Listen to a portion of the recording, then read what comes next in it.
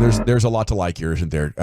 What you like from that presser, Wolchuk? Yeah, I mean, look, I think that Zim showed, obviously there were a lot of questions, is he going to be a hard ass? And he's like, look, yes, I am a guy that certainly I have been tough on my players, but he also knows certain players, they don't take well to that approach. And he's had different players that didn't like to be chewed out in public, and he will handle each player differently. I did think it was interesting. I liked the question about how are you going to use Micah Parsons, and he said, well, I need to talk to the player, tell him how I'm going to use him before I really feel comfortable telling the media that. A lot of it was, I do think he's got a game plan against the McVay, the Shanahan, these new age style of offenses. He talked about some of the things and I think really gave some good details of the way that they've used motion. I think he's going to have a game plan for that.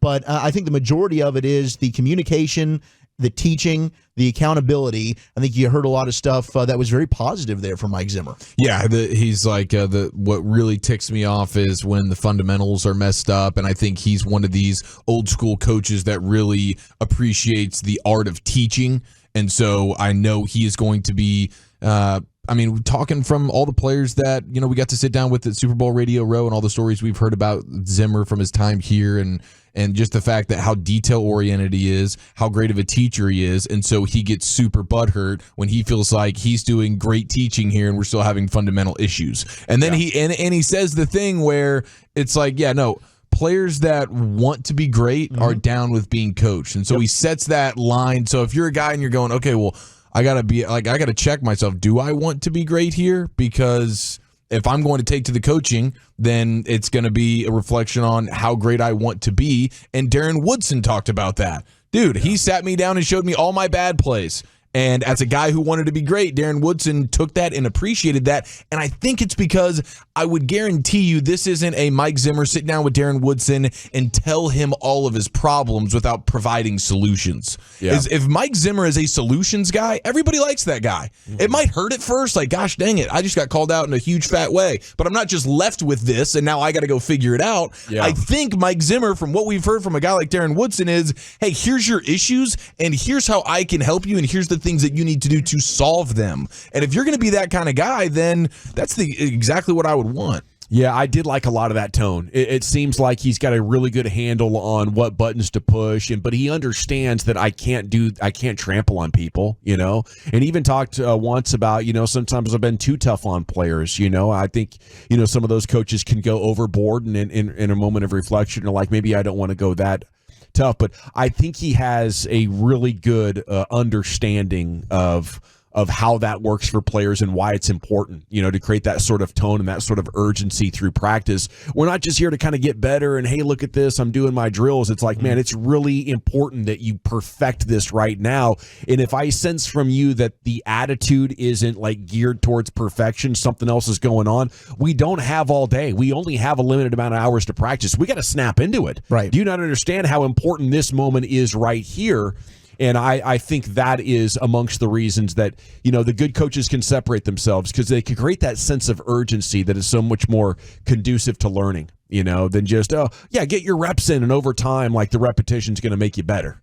That's sort of a laissez-faire approach that coaches that don't want to get in your face take. So I absolutely love that. There was, a couple of texts. Come on, guys, it's a new DC, not a new coach. Didn't think we should have gone to the presser. 214, you guys really interrupted GBag so we can hear a new DC. Get the bleep out of here. I think we went to it because there just hasn't been much open media session since their massive disappointment. And the venting, the emotion, I think people want to hear where they're going to go with it. And it's clear, they're trying to strike a tone of, every spring, everything's new. So good luck to them on that. I know the laughing did offend some people in the text as well. Like, it ain't laughing time, guys. Yeah, we need to be serious here. But you see old friends, and obviously Zim's friends with all these media guys that have been around and gals that have been around for, 15, 20, 30 years. They wanted Mike Zimmer to get to that microphone and get in players' faces right there. They wanted to start seeing it immediately. I watched that Packer game, Micah. Get off your ass. Yeah, it's like we want them to win the big playoff game today, even though it's not something that is even plausible for today. Come on now. His phone rang, and obviously that's a fine. We know in general, Jerry, that's a fine. Yeah, Jerry's fining folks for things like that. So that's probably the one freebie he gets. Got to get the staff together. Somebody's calling about a job. He said, without Steve being Wilkes, too specific maybe. about the motion, we'll have ways to combat these things.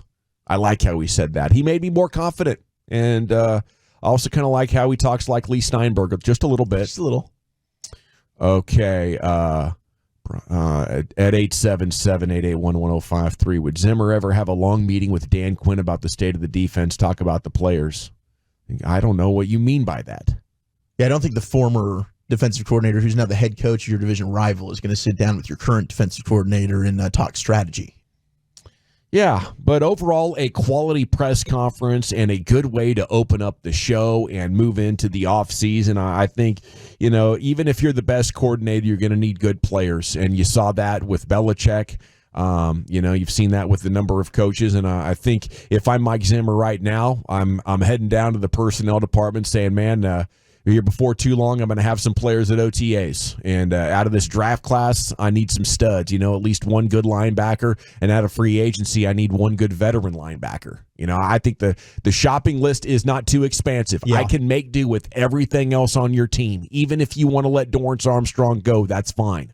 But I'm going to need two good linebackers here by the time we get to the summer, one way or another, Mr. Jones boys. 100% co-signed that. And shout out to our guy Skywalker Steele, free agent defenders that were signed in the first year under a defensive coordinator. The Cowboys have definitely gone shopping. Now, it's usually bargain bin shopping, but they do allow their new defensive coordinator to come in and try and get some of his guys. I mean, you look at Dan Quinn's first year, they bring in Carlos Watkins, Keanu Neal, Jaron Kearse, a couple of other players that didn't really pan out, but this goes all the way back to Monty Kiffin back in 2013. So I'm sure Mike Zimmer will have some say in who they go ahead and approach. Honestly, Walchuk, I really appreciate the fact that you skipped over the names from the Mike Nolan offseason. That was just bad. Because we don't need to talk about those names. We don't need to hear about Ha-Ha Dix. We don't need to hear about Don Terry Poe. We don't need to hear about Gerald McCoy. But those are the guys you're getting. If you want to keep bargain bin shopping, that's probably the caliber of player you're going to get. You're going to have to open up that pocketbook a little bit.